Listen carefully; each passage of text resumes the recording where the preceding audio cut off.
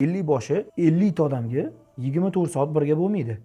50 boshi ham odam, uni ham to'g'ri tushunishimiz kerak. 50 boshi qachonki siz borib 50 boshdan talab qilishingiz kerak, savollaringiz bo'lsa savollaringizni berishingiz kerak, ziyoratga birga olib chiqadi, umr amallarini birga bajaradi. Lekin siz bilan shu 14 kun davomida 14 kun birga bo'lmaydi.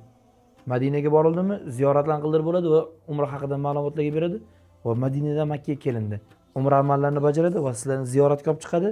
Va undan keyin Qizil dengiz, Toyif sayohati, shular bo'lgandan so'ng sizlardan 50 bosh ajraladi. Chunki 50 boshi ham o'zi ham ibodat uchun kelgan. O'zi uchun ham vaqt ajratish kerak. Agar siz ota-onangiz bilan birga borsangiz, ota-onangizni olib borsangiz, ularga qiyinchilikni deyarli ko'rmaydi.